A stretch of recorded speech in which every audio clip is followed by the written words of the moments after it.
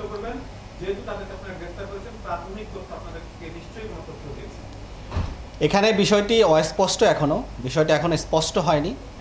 যেটুকু আমরা জানতে পেরেছি সেটুকু আমাদেরকে জানিয়েছি। বাট এখানে যে ভিকটিমের মা, তার সাথে তার বাবার কিছুটা মনোমালিন্য আছে এবং তারা প্রায় 4 মাস ধরে একসাথে থাকেন না, কিন্তু তার বাবার তাদের বাসায় যাতায়াত আছে। 4 মাস ধরেই তাদের বাসায় প্রতিদিনই যায়, কিন্তু রাতের বেলায় সে বাসায় থাকে না, সে রাতের বেলা সে বাইরে থাকে। সেও এই তদন্তের স্বার্থে আমাদের নজরদারিতে আছে। পুলিশও তা থেকে জিজ্ঞাসাবাদ করছে, যদি তার সম্পৃক্ততা পাওয়া যায় পরবর্তীতে সেটা দেখা হবে।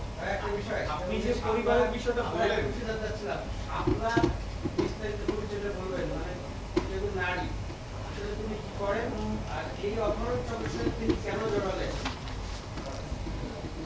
ফাতেমা আক্তার শাপলা, তার বয়স 27।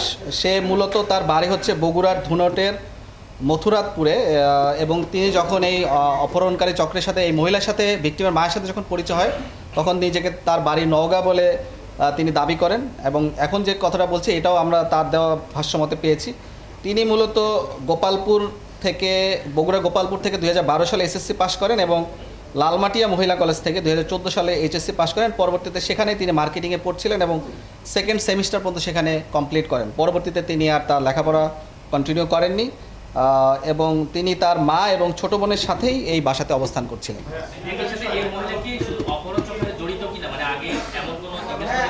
তিনি অপহরণ চক্রের সাথে জড়িত কিনা এই ধরনের তথ্য আমাদের কাছে নাই। তিনি আগে এই ধরনের কোনো কাজ করেছেন কিনা, আমরা মূলত যেটা পেয়েছি, তার সাথে 3 জন সদস্য ছিলেন, যা তার দেওয়া ভাষ্যমতে, যাদের নাম হচ্ছে সুমন, হাসান এবং রায়হান। মূলত এই 4 জন, এবং যে আমাদের যে ভিকটিম, তার মায়ের দেওয়া তথ্য মতে সেখানে আরও একজন মেয়ে ছিলেন, একটা বোরকা পরা মেয়ে ছিলেন, যে প্রথম দিন তখন যার সাথে পরিচয় হয় তখন তার সাথে একজন বোরখা পরা মহিলা ছিলেন। বা তার বিস্তারিত তথ্য বা পরিচয় আমরা এখন পর্যন্ত বের করতে পারি না।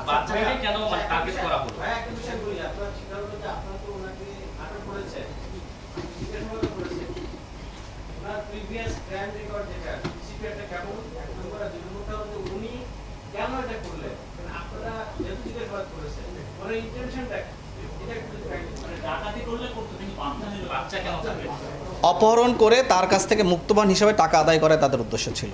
অপহরণ করে তার কাছ থেকে সে মূলত ভিকটিমের মাকে, এই অপহরণকারী চক্রের যে মহিলা সদস্য, তারা মূলত প্রায় 2 সপ্তাহ আগে থেকে অনুসরণ করছিলেন এবং তার মোবাইল নাম্বার সংগ্রহ করা, তার বাসায় যাওয়া, এই ধরনের বিভিন্ন ধরনের পরিকল্পনা তারা প্রায় 2 সপ্তাহ আগে থেকেই শুরু করেছিলেন। এবং 1 সপ্তাহ আগে থেকেই তারা তাদের বাসায় একবার যান, গিয়ে তার বাসায় সাবলেট থাকবেন, তার বাসায় রুম ভাড়া নেবেন, এবং তিনি অসহায়, তিনি একটা আর্থিক সংকটে আছেন, তিনি পরিবার থেকে একটু দায়গ্রস্ত অবস্থা আছে, এইসব কথা বলে তিনি মূলত একটি সম্পর্ক তৈরি করে তার বাসায় ওঠার চেষ্টা করেন।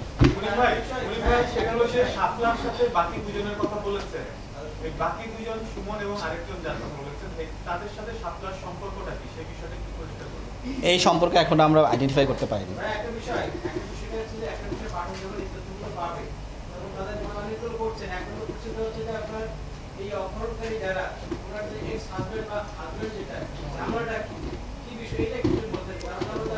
তাদের মনোমালিন্য ছিল, তাদের ভিতরে মনোমালিন্য ছিল, কিন্তু তার নিয়মিত বাসায় আসা যাওয়া ছিল, এবং সে মূলত প্রতিদিনই তার বাসায় যায় তার দেওয়া ভাষ্য মতে, কিন্তু রাতের বেলা সে বাসায় থাকেন না।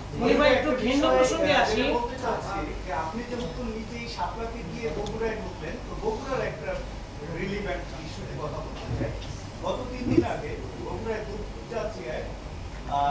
র্যাব একটা ছেলেকে গ্রেফতার করে, অভিযোগ ছিল তিনি তার মাকে হত্যা করার পরে র্যাব ব্রিফ দিয়েছিল এটা, কিন্তু 3 দিন পরে পুলিশের তদন্তে বেরিয়ে আসে যে মূলত ছেলে অপরাধী নয়, ওই তার মাকে হত্যা করেছে 4 তলার ভাবি আক্তার নামে যে ভাড়া থেকে তার 2 জন সদস্য।